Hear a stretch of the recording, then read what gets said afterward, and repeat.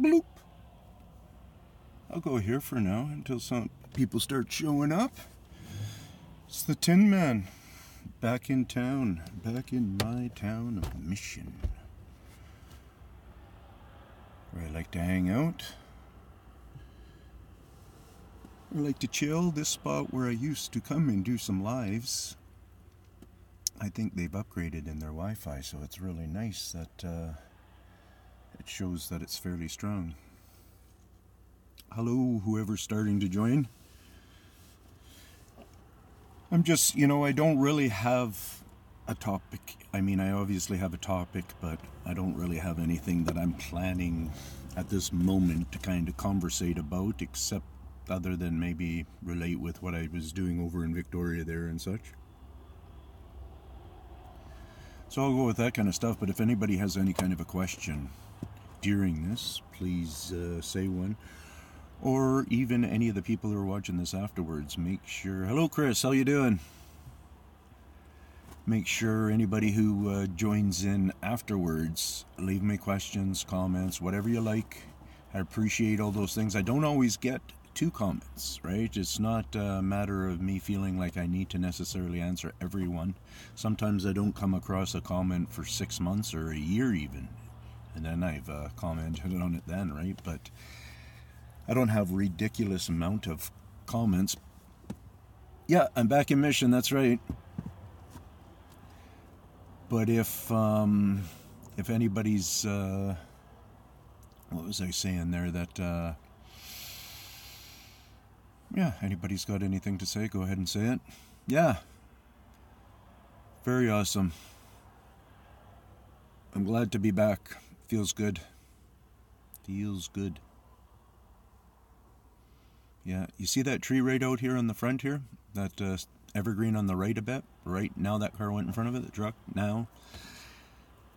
That thing used to be barely, not even as tall as the telephone pole. Just a year ago. Yeah.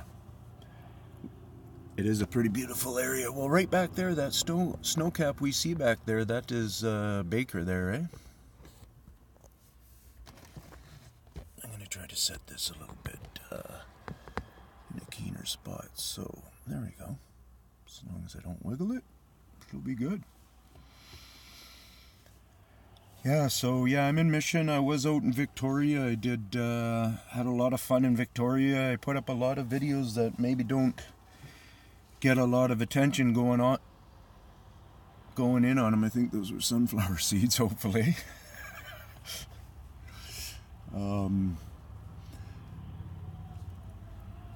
Red car just kind of caught my eye there for a second. Any night walks planned? Yeah, for sure. There's none planned, but I do plan on doing night walks, no doubt. No doubt I will do that. The night walks are pretty exciting, Each time you do a night walk or whatever, depending on the location, the whereabouts, the feeling of comfort, let alone feeling, the knowledge of people being around and such like that. Because whenever people are around, we always feel more comfortable naturally. And I think in this case, it probably does give a lot better of a safe zone also. And so those are always the options that you really weigh out at on night walks is, like we see what we're looking across at that dike there. On the other side of the river. Actually, we're right close to where I got growled at and stuff. Let's see if you pick it up. It's right, right in there. I believe right in there. In that area. So somewhere in this area. Because right back the other way there, I don't know if you do still see it, but the train's right back, bridge is just right back there. So somewhere in that area, the dike road, dike path drops down to the river path, right in that area somewhere. And that's where I had my night confrontation with one growling at me and thrashing and breaking or doing whatever he was doing with the tree limbs and such. Which, is amazing stuff. So someone came out and seen me yesterday, Jay, and so he's one of the subs. He's a guy from Vancouver area in Coquitlam, and he comes out, and we had a great time. He took me out for breakfast, lunch, and everything, and we hung out. We just kind of hung out and talked about stuff. I showed him a couple of videos and stuff so he could connect visually. He hadn't even connected visually yet, really, on my show. He maybe doesn't have the insight, or he just hadn't. His interest was more in what I was just going on about with my different kind of tree findings and the fracking of rock and different manipulations of earth and stuff. Not so much just maybe walking around sort of stuff. You know where I go, whoever knows me. So anyways, we got into some really good conversations about that, and then I was able to hook him up with the first face-to-face, where he then fully got to see, and he proclaimed it himself, like he said what he was seeing there, so he fully got to zone in on that little, what is probably a cluster, like a pile of Sasquatch there, but mainly the contact and the connection I was doing in that video is that the little guy sitting right there in the front. So that's what he got to also see, is exactly what I was connecting with. He got to pick up on the eyes. He got to see the stick that blocks the view of the mouth because it grabs too much sunlight there, so it does enough brightness in that area that, you know, maybe the thing's sitting 5 feet back from that stick. We're not really sure. But there's just enough of a glare where you don't get to see his nose or his mouth, but you do get to see his nose, you do get to see his eyes, you do get to see his forehead, you do get to see approximately where his chin jaw part would be, you get to see the roundness of his head. You get to see maybe what is his uncle or his dad's arm, I believe, wrapped around his right side. Keeping in mind we're looking at his face, so down his right side you can see a build-up, and at first I used to think it was his trapezius and stuff, you know, just his shoulder kind of stuff, but now I realize it's fully his, I believe it's someone else's part of the body, and then that arm, what I believe is an arm, comes down to around where that being's belly would be, down there somewhere. And I believe you can see the father's or uncle's, let's just say, hand, where you can see all of his fingers, pretty much. You can see all the ridging and stuff like that in between fingers and stuff, and it just looks like a massive, beastie big hand. And that hand might be sitting on a head of another youngster there. But it's really peculiar, that youngster or whatever's going on down there, because the eye spread on it seems so much wider than the little guy up above. So anybody who wants to look at some key spots on to do with that's my first face-to-face, and sharing that with somebody who came and sat beside me, and he had a phenomenal experience. And like I said, he hasn't connected with any visual on any Bigfoot, he says. I don't know I never asked him what he thinks of Patty, but as a youngster, or as he had about a 17-year-old year of age, he had an experience that he told me about, which I say, yeah, for sure, you're right. Like, he figured always, later in life, he figured always was a Sasquatch, a Bigfoot sort of a thing. And it lasted for minutes, too. And then a few times, you know, later in life here, out on camping trips, different things going on. Like, well, a lot of people have noticed just these different noise symptoms of rocks being tossed around them and stuff like that, and then them being able to use their own common sense and know where they're about, know if the other people are camping around. You know, you go into all the other parameters of anything else that could be affecting that moment, if you want to look that deep into trying to figure out if it's a Bigfoot or not. So,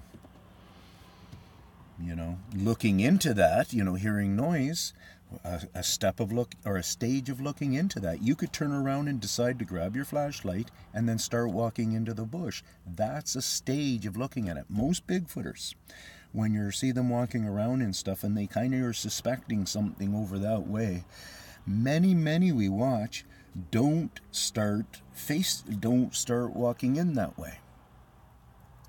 Like, don't start like they're, they feel, getting. I've done that a number of times.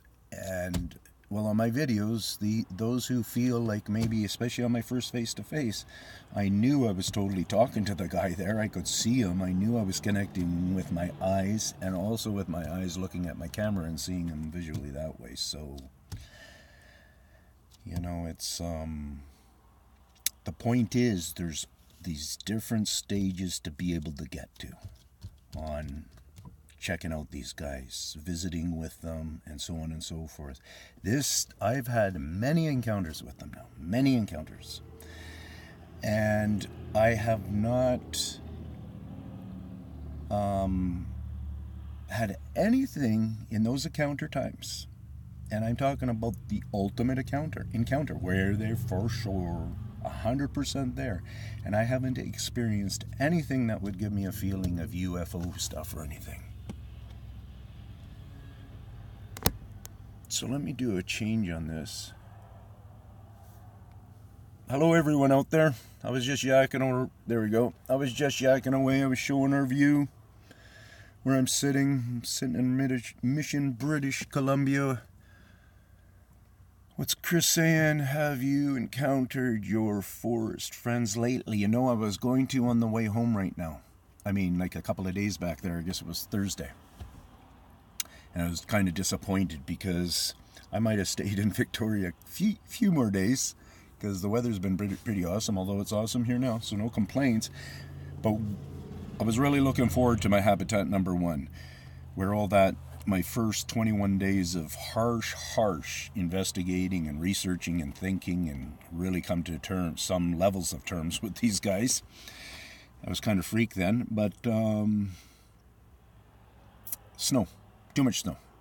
Too uncomfortable for me to try to trek around in the snow and stuff. But I got to have a nice drive by because I can visually see it from the road. And so I could see back in, I can see in pretty deep because I know where I'm looking.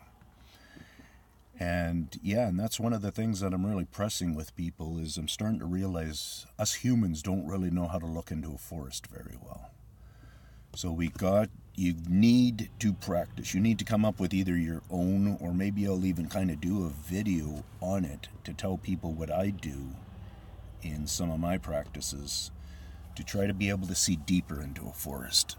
Because if we're not doing it, it's like we're reading Spanish. You might be able to copy the words and pronunciate it kind of right or whatever, but if you don't know the language, you're not getting any of the major facts and stuff that you need out of that, right? So if that makes sense to you, it makes sense to me. Hey, Tin Man, hey, Batman, how you doing? Tin Man, have you ever been to Wisconsin? I may, maybe when I was a kid or something, but it's not anything in my, that I recall. Not that I recall. So I might as well just say no, probably not.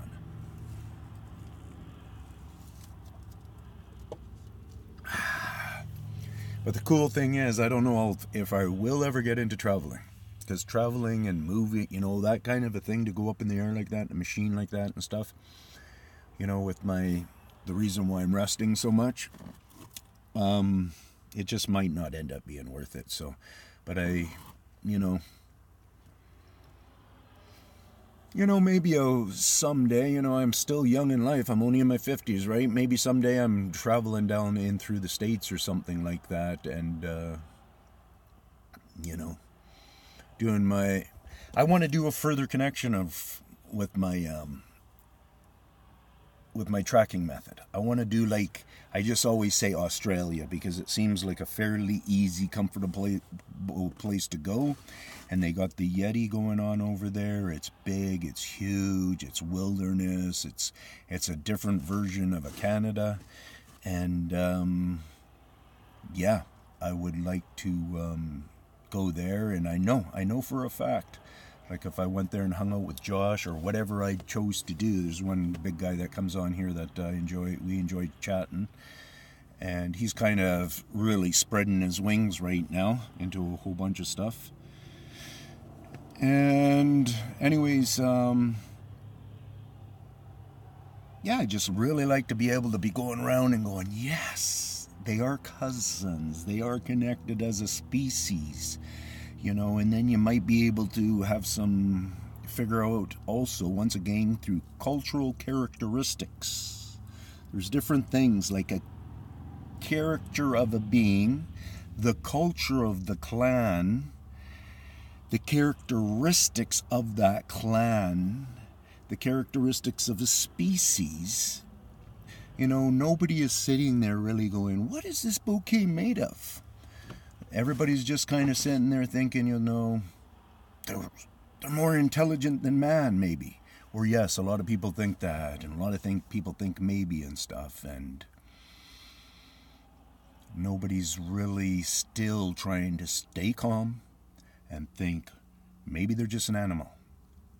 I don't have, so people who think beyond and think or say that they're connected with the UFOs and say they talk to them through the head and stuff, I don't get that at all. So because of that, I can't fully support them, but I sit here and I will listen to them and I will wait for that moment if it is ever going to happen to me. And that's what I've been doing. It's not like when I'm out there, I'm going, denial, there's no UFO thing that's going to connect to my head. I'm putting up some kind of a force field right now. I don't do that. I go, my force field is open. You guys tell me what you're telling me. Like this. And so I haven't had that kind of stuff, so I can't get it. Little people things, I've been unbelievable places. I've seen, my big baboon-headed guy, if you can really connect how kind of far he is away and the size that I was able to actually end up seeing. I remember going like this, like, am I seeing things? Because I picked him up through my camera. This is a different guy, the big baboon-headed guy. And so I'm literally, and I got him for close to like 10 minutes, 2 different cameras even at one time. And I ended up moving around, having him from different angles. You can tell different features about him that go on. And I'm going to see what people are saying out here. So Batman is saying, I've spent some time in the back country of Jasper. Nice.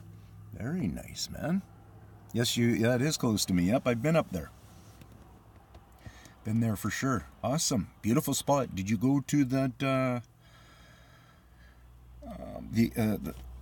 the glacier there, and then there's a kind of a building I think up there where they do tourists or something, and you can actually drive on it if you wanted to. I didn't do that, the driving tour back when we did it. I toured it with I toured it, I think it probably as a kid a couple of times with my parents. We would have went through there for sure. And then thanks for the thumbs up, guys. Thanks for the thumbs up. What that does is it doesn't do much to bother you, but it helps spread me, YouTube. I don't know if you're a regular subber of mine and you've been around for a while, you may agree that YouTube burns me. If you do, put up a video just in support if you wanted to. You know how people sometimes say, well, I support you and stuff like that? A support thing where you're actually saying, hey, YouTube, look at this kind of a sort support, not necessarily, hey, my fan base or whatever type thing, right? There's some way that we must be able to flag them, that we send them a message and say, just because you're not necessarily getting something out of this, it doesn't mean other people may not gain from it.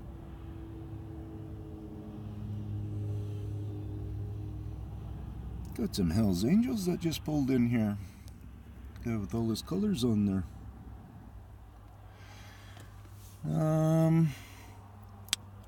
Jasper Park, cool. So Tin Man, do you ever think there is a connection with UFOs and Sasquatch?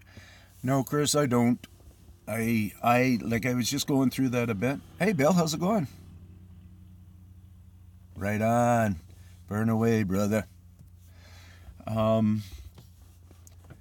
was just going through that, and I do not, personally, I haven't received anything that gives me that connection at all. Nothing. I don't have anything that fully gives me a verification of UFOs yet. I don't have any experience like that yet. I do have one little tiny experience that happened in Vancouver there one night with two friends sitting there around a picnic table in this was unidentified. We couldn't really identify it. We talked about it and all this kind of stuff, and I didn't run and grab my phone or anything, my camera, because I just wanted to kind of I was amazed by it, really, because of its silence part too. And at the end of the day, I'd mark that up now, as I've seen so many different drones and stuff like that. It must have been some kind of one of these ones that is filming our worlds. Lots of times we don't realize, but if we didn't do it through cars, we'd probably be doing it that way. They'd probably be filming them then with drones, and people would sit here like this, and they'd be going, the Google Maps and all that kind of stuff. There would be the next step of doing it. And so that's how I kind of looked at that, is it was probably some kind of nighttime mapping device or whatever. It was silly how visual it was. It was silly how small it really was and stuff like that. So that's the only unidentified thing with me. And as for my Bigfoots, I stand behind them because, like, if you go to my first face-to-face and you connect, I know I always tell that, but that's my first encounter that I count as my very first knowledgeable encounter with a Sasquatch, Bigfoot-looking being in there. And facial-wise, I can't give it a full, how I, as a child, was always remembering a Sasquatch to look like. But I see similarities in the rest of the body that it really seems like it would be in the realm of a Sasquatch, Bigfoot kind of thing, as I've always known from a child. Because me, I live up mostly I've lived in the Fraser Valley throughout the canyon here in Canada, and we got what you might know of is called Harrison Hot Springs, which is one of the world-renowned kind of spots for Sasquatch, along with probably the other spots around in this area, along with other places in Washington and such like that. And it's up there with very high caliber like that and there was a couple of big-time authors, maybe at least one that was retired in that community, I believe, and stuff like that. I think his last name was Green. I haven't read any of his stuff yet, but somebody might want to put his name up there, and I'll repeat it there and make sure we get the right name of who that guy was. That author, he's supposed to be pretty renowned. So you think they're dangerous? I'm a research in New England. Oh, hey man, Hiker Dave.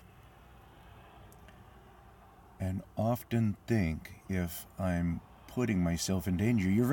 I think you are putting yourself in danger. What that danger element is will be different in different areas. And so what you have to do is you have to start being able to weigh out your danger and weigh out how not to make it be dangerous. And one of the ways that you make it not be as dangerous is, think about it, they're trying to hide. They're hiding from us all the time, even up until now. It's just that could be just their numbers is the reason why we're starting to see them more often. Who knows? We don't know that why we're seeing them more often and stuff. Could be because they're, hey, how's it going, Penny? So it could be they're sticking their head out a little bit more, but it's for sure has to do with numbers. Now, so we don't know full intentions at all. We know that from, if you watch me, we know that they are for sure. I would guarantee that they are big time sort of gardeners, caretakers of the world in earth material ways. Like they shift. If this was a big cliffy bank right here, they might decide in this in particular spot to slough it. They might decide to slough it back 100 feet and 100 feet wide, and maybe not touch much on the other sides and stuff.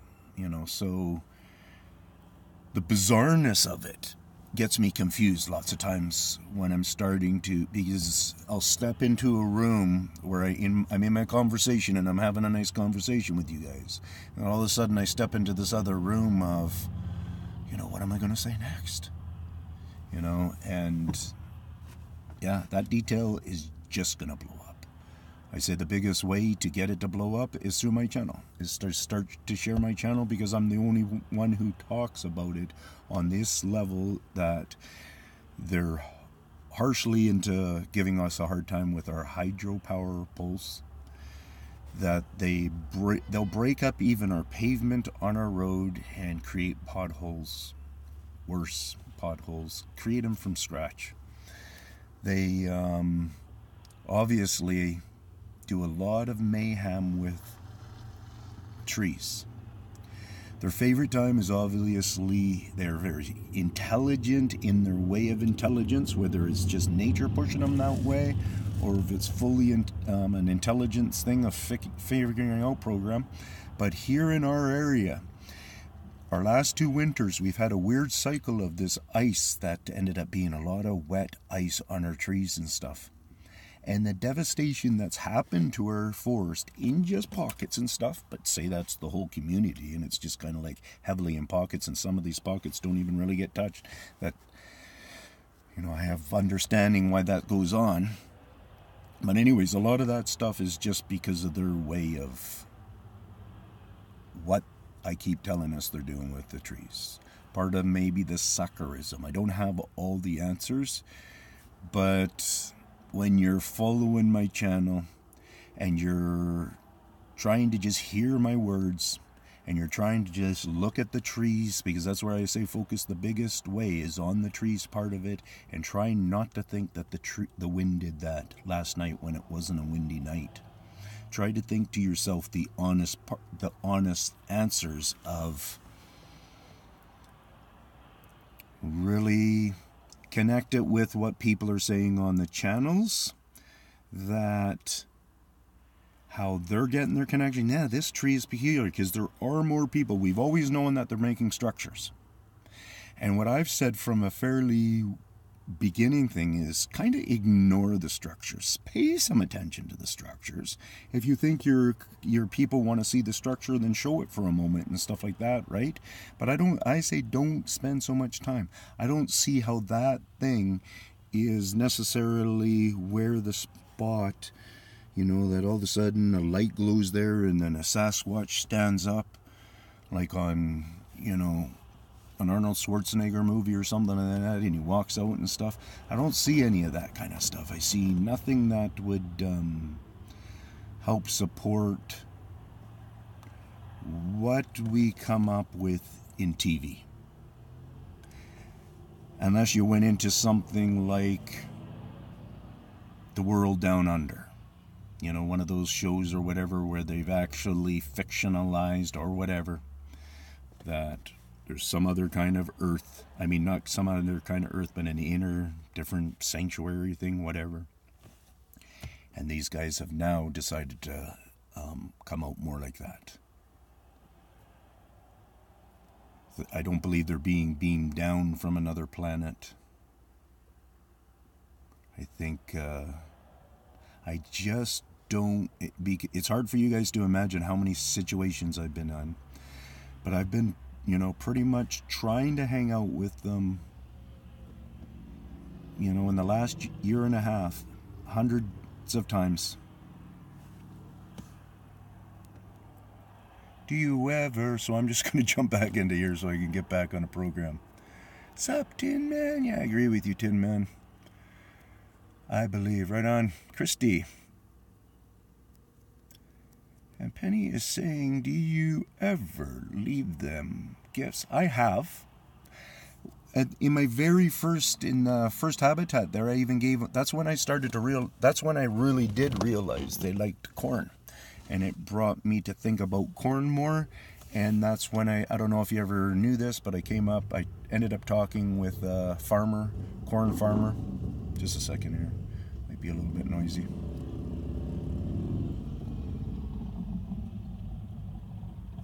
Give you guys the other view. And yeah, and through what that corn farmer described to me in their theft of corn, and how it was left even unmessy at times. He also did have pictures where they caught up to, I think it was 8 or 9 bears in one photo. So they were really sold on bears. So the unmessy part at times, because I asked him, was there any peculiarness about how the corn's left when they would come in there and kind of do their feeding? And he said, yeah, the raccoons would come in and they would leave it in piles after they ate it. So he thought in his mind that the raccoons would come in with a family of like 30 or something and eat a whole bunch of corn, tear it down and everything, and pile up the cobs when they're finished. Shalom. Hey, Mark, how's it going? And yeah, so that's how bizarre our human thinking can go. He himself probably never registered anything else walking around out there. He realizes how a bear eats corn. So he then came to, and he's telling me and I said, it's my friends. It's the guy that I'm searching out. And yeah, he said that if I wanted to, I could come by his property and kind of try to prove what some tracking in, but it just never worked out. So, I don't feel like, so anyways, I want to talk about, like, Jay came out yesterday, one of my subs, Jay, and he came out here and met up with me. Great guy.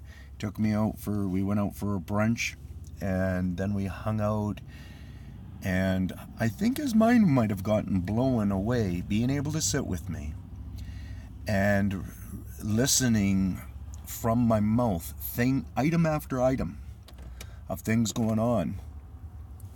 And yeah, I really felt like he was really connecting with the knowledge of it. So it was really excitable for me. And another thing that I only learned sitting there hanging out with him is he never connected with any of the visual of any of my Sasquatch or Bigfoot or anything like that on any of my videos. He hasn't connected with the visual at that point. He connected with the way that I was talking, what I was talking about, and how I go about trying to get inside kind of the mind of a Bigfoot. Why would he be scraping away at this sap? Why would, what would he do with it? If you guys haven't seen my DNA bone thing, go and look at my DNA bone part where I have a deer bone. I'm talking about the DNA. There's probably 3 videos there. And the carving in there, I have shown that type of carving inside that bone 100 times now plus on different kinds of videos where you can see it in wood. So what you guys, the viewers, are doing when you're watching me is you're not watching just to see a Bigfoot walk across the thing, even though I do have Bigfoot, and I plan on, I don't know what I'm going to do, but I'm planning on trying to figure out if I can settle in with one of my clans pretty good or something. Just don't know yet. The snow's still got to clear up a little bit, and then I can start popping my head in a couple of my clans and kind of making my decisions then. I'm just going to stay around the Fraser Valley here. I might do some little tours up where I've gone before just to check on some things, see what changes are like and stuff, and just get a breather and hit the highway and that kind of stuff. But so back to Jay there.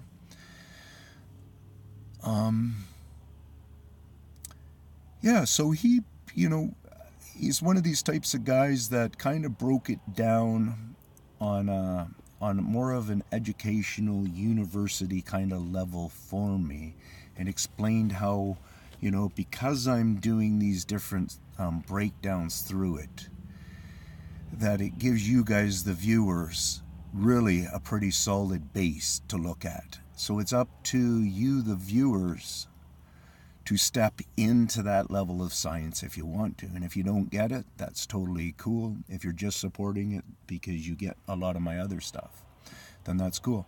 But what I've basically done is I've been looking for a year and a half, guys.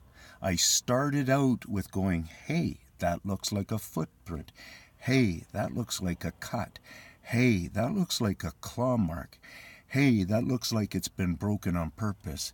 Hey, so on and so forth. And on the 13th day, I said, hey, I think this is my first face-to-face experience with these guys in there. The reason I was calling them mama is because about on my 3rd day of being in there, and remember now I'm on my 13th day, I came across a bear paw print. And raising my kids, we had this song when we were going on a road trip thing, and it had to do with the mama bear thing. And so mama came to my mind at that time, man.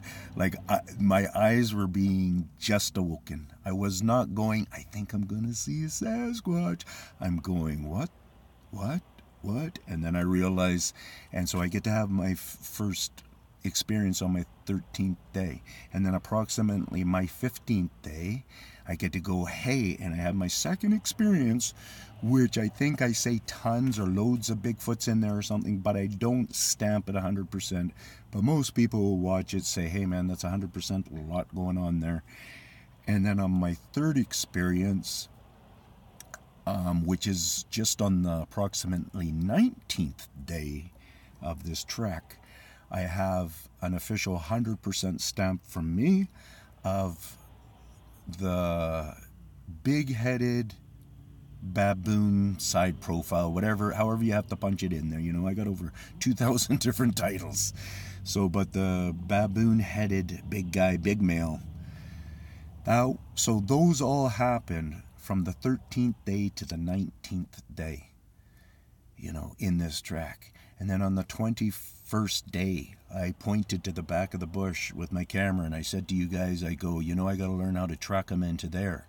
And the next day I decided to go there again, or within the next 2 days.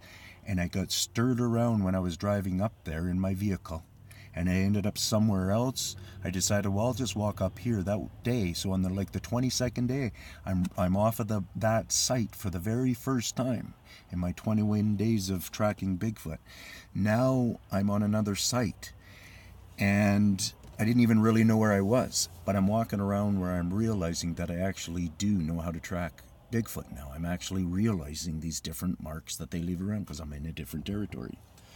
And that day I ended up finding an eagle's skull, a blue heron, and their babies. They're also young ones too. So a young eagle skull, a young blue heron skull just down to the bone, a snake shedded skin skull, and they were draped under either a raven or a crow's wing. And I happened to see that down there, so I lifted it up. I ended up keeping the skull of the eagle, and I still have it. So I can show that. I say I'm going to show that one day, and I will again. And so anyways, yeah, so, you know, that was my 22nd day.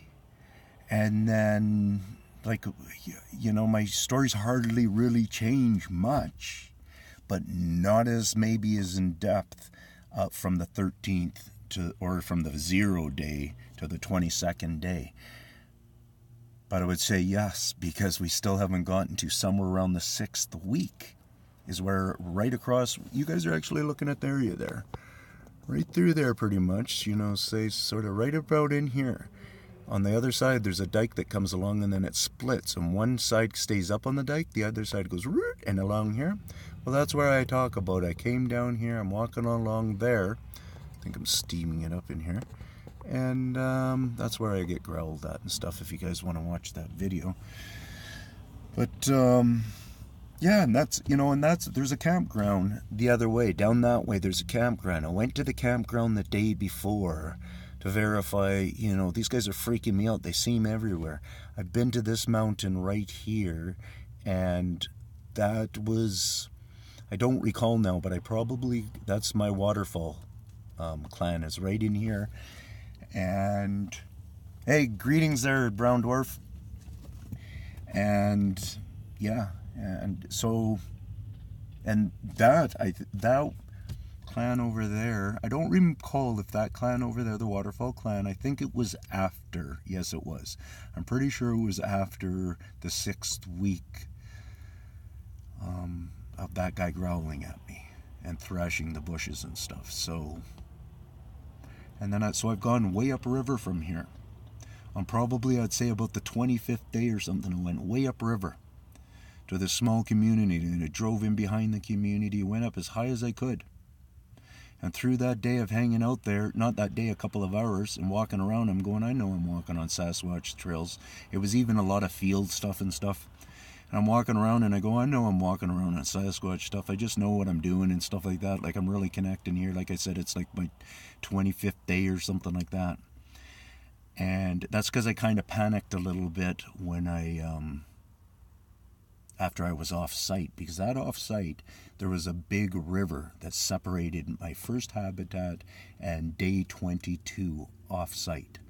There was a big river that separated them, so then I realized, holy cow, that means a family over there and a family over here, or a clan of them over here and a clan, you know, it was like that. So I went like that, and that's why I ended up deciding to go way upriver here. And when I was coming out of there, I hadn't driven yet. I left my car parked in the same spot, and I walked way in deep, and then I seen the spot I wanted to go into, but I was too intimidated, and then I walked out. And then so I start walking, just now I'm walking on the pavement road, right around where there's some kind of pretty ritzy houses, probably 10-acre parcels or something. There's only like 6 houses in kind of a number of acre area there. Don't even really see the houses. Anyways, I'm out on the road there, and I see this footprint, a really nice, small, barefoot print. So I'm down taking pictures of it, and this kid rides up on a dirt bike, and he asks me what I'm up to. I tell him what I'm up to. I tell him what I've been doing, and I tell him about my channel. Kid goes cool, all that kind of stuff. He starts up his little dirt bike, and he tells me about how to get up into the back country there. And then he takes off. And just as the kid's motorcycle sound gets out of me being able to probably hear it and such, there was a hydro pole directly behind me. And I'm still down on the ground there taking pictures and stuff, or video or whatever I'm doing of this footprint. And a rock hits the telephone pole. And there's nobody around. There's not, like, I've been there for, like I said, I even continued to take pictures of it. Like, that was back in a pretty early day, so I don't know how much video and pictures I took of that footprint, but probably, I got right into it. Because I remember it just being really perfect. In the pictures, I don't know how well it comes out. You guys out there who take pictures, you know how half of them are. They look so bitter, so awesome when we can see them in the real dimension. But when they're on that flat dimension of a picture or video or something like that, they don't show worth being. So, yeah, just phenomenal experience after phenomenal experience. And so what I actually do, you guys, I keep myself from probably a lot of phenomenal experiences. Why? To go all the way back to that question, I guess. Do I believe they're dangerous? Yes, I do. I'm afraid that one day I can disappear or end up in some kind of a situation where they're just not treating me well. And,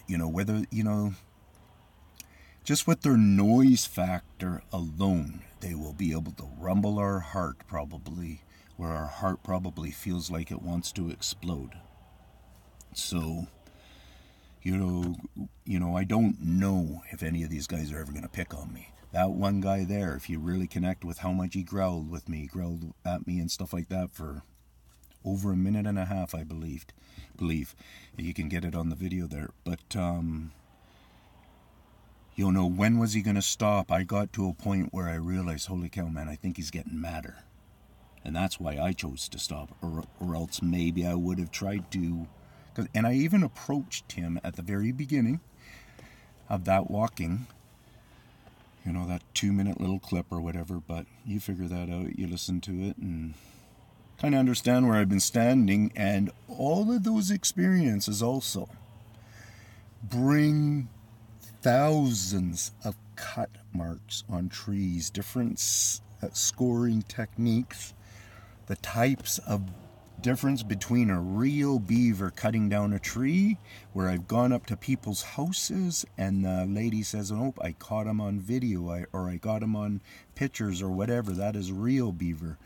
to the stuff of where I proclaim, because obviously I haven't seen a Bigfoot yet, cutting down these trees with a bit of a beaver, sly mimic, but not good enough if you really learn how to look. And yeah, and the sad thing about that, the beaver chips that they fool us with, people are starting to load them up on Google pictures and stuff as real beaver chips. Oh, look at this beaver chip I found.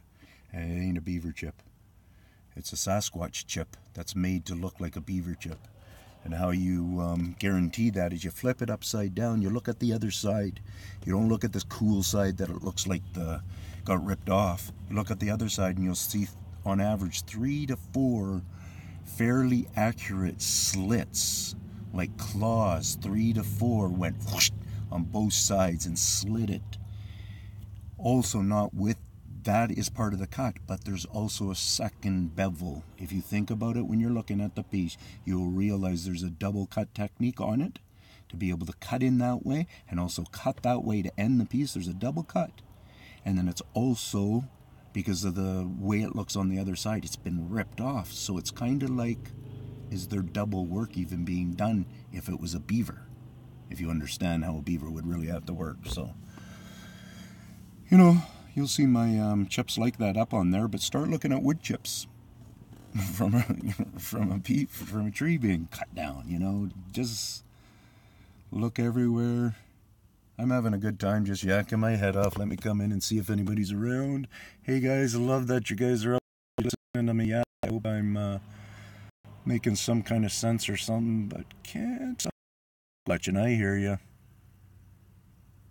You don't use Google Earth, I hear you. Who's worried? You're not supposed to be worried. Yeah, I hear you. Okay, you're responding to that. Yeah. Well, as long as you're worried, then you will take precautions, I think, more, eh? Yeah, I hear you. Yeah, me too. Scared, but never disrespect them. Exactly. Exactly, for sure. You gotta be, you know what? You know, obviously us people, when we're out there, we have to or have whatever kind of a poop, a pee, whatever kind of thing. Obviously, I'll just mention on the pee part of it because it's the most common thing or whatever type thing, right? And me being a guy, I don't do like a whiz across the river here or anything like that. I'm whizzing straight at this spot right there that I looked around and I feel this is a comfort spot. I'll even sometimes do a scrape, act like I'm digging a bit of a hole, pee in that spot, and then generally when I'm standing there, I've already picked out something, whether it's the little bit of dirt I can push over it, or if it's even just a little handful of leaves or whatever type thing. Totally trying to show these males that might be like a dog in a way, like a cat in a way, when it comes to these different cycles of heat and stuff like that. Our women can only get pregnant at a certain cycle, right? We just don't call it a cycle of heat, you know? So with everything, stuff cycling and stuff, these things, because of where they're really coming from, what are they getting out of their senses of it and stuff? So if I turn around and I did my urination there, and for whatever reason it had a little bit too raw of a message in there, whatever type thing, that's why I follow those, because I think that tames down on the raw message that my urine might have been trying to say, you know. It's a pretty gross subject, but, you know, like I say to guys and girls, I say I wouldn't take your girls squatching and stuff through those times. I don't know. I'm not very comfortable with what these guys' natural senses are capable of. There we go. A mushroom can kill you in the forest. That's right.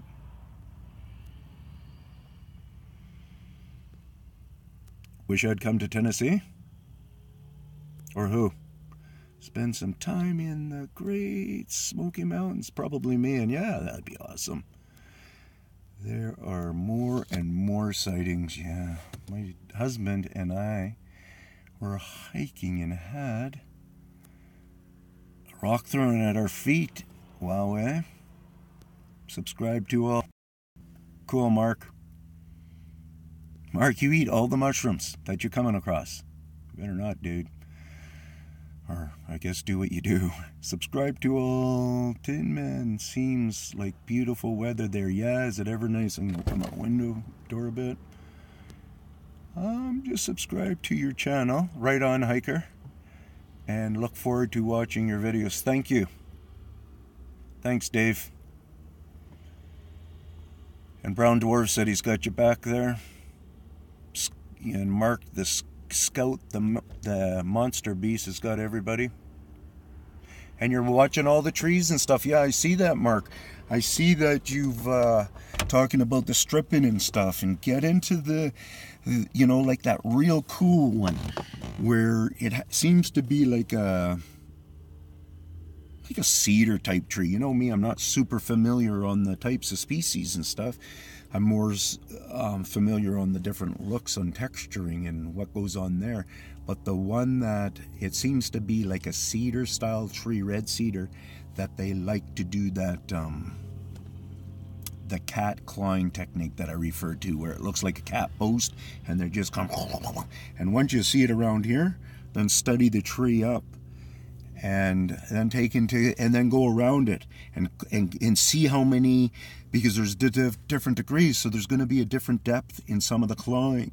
And then you use your sense and you go home and you bring up on Google Earth, or I mean YouTube, and you look at how a raccoon's claw system really looks and stuff, and you think to yourself, could it have worked like that from a raccoon? What I've seen 30,000 maybe close to marks in this tree, or 500, whatever are going on there on your quick calculation, different things like this. This is when this stuff just starts to roll. Maybe people should start calling me Thai Bigfoot. You know that Thai guy on there who's make everybody rich on YouTube right now? Gonna bring you guys back to me. See, I gotta suffer on my face. Well, I got a full charge and stuff. Thinking about just trying to get you so you can look up back and see where I am there. So we got lots of conversation going on, right on. Yeah, maybe not with women at times. Bears are into that too, onto that too. Yeah, I hear you.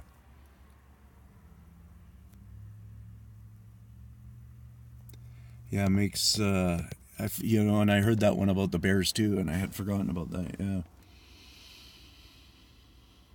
So yeah, good old BC. You guys want to see something extremely cool? I'm going to walk you through it here, okay? So I'm going to get a pointer stick. So we're looking at that middle tree right in the middle there, that evergreenish one there. Let's call it looks like some kind of a pine, spruce pine or something like that tree. If you could see the needles here. I can't do a zoom, not in the setting that I'm in. So if you want to, I can do where I'm looking off screen and on it. So I might wiggle a bit, but it's because I'm doing that. So now I'm just going to follow the center of this tree up. Appreciate the thumbs up, guys. So we're following up the center of this tree. And you see how the center comes here? And it kind of just looks like a curve upwards on, let's just call it a 45-degree angle without any argument. And then again, this is a 45-degree angle off this turn, which makes it parallel with this. Right, a 45 and a 45 is 90, so this is actually going pretty straight with this section. None of us can argue that. And now this is this part where you guys just go with amazement. Realize this little curve here, there used to be one up here too. It was much bigger. Sorry about that. Zooming, I'll go like this, go like that. And there used to be one up in here. And now what has happened is I am going to explain what has happened. See this side of the tree, how it doesn't look like it's very full of growth? That's because there wasn't very much full growth there. This tree had two different bends in it. It had this one severely bent, more like an real round S, like like that. Kid you not. Would it have been fully an S? Maybe not quite fully an S. This one up here, to degree of an S it was, I don't remember, but it was in an S form. So when we bring them into an S form now, the real stature of that tree then, and I'll start on this section down here, it makes more sense, is that comes down now. To make this turn into an S, this goes, and it's now bringing it down, and it's making it go like that. You see what I'm talking about? Because we just pushed this down. We're just acting like we're pushing it down. And at the same time as that, we kind of turned it more over this way because of all this growth here was covering kind of this way and covering that corner. It was kind of just covering all this growth here. And so we still have this growth up here to talk about yet, because we've only brought that down and turned it over into this area a bit. So it's dense here. You couldn't even see through here. Fully dense.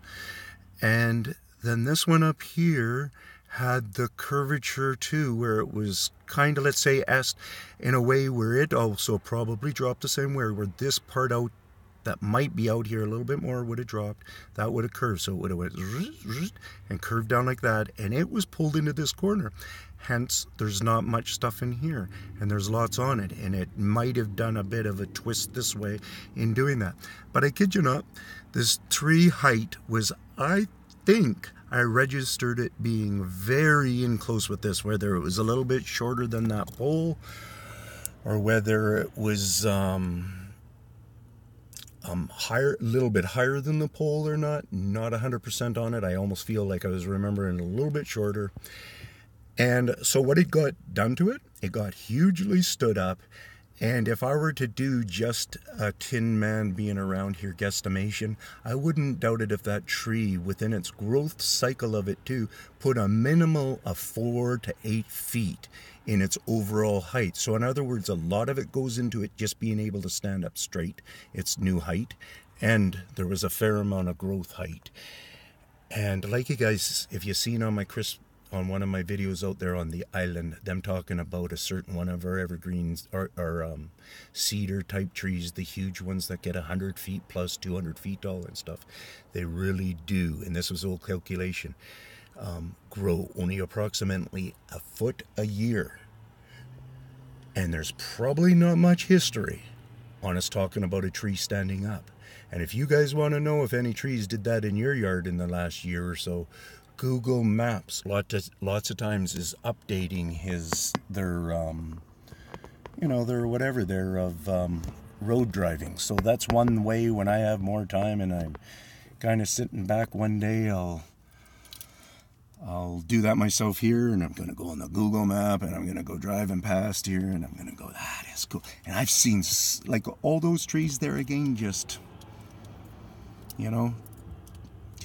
ripped apart. And what I pointed out to some people, like Jay yesterday, we'll just look at those trees again there. See that bunch in the middle there that kind of more or less look like they would be a hedge of ugly trees. Look at how ugly they are again.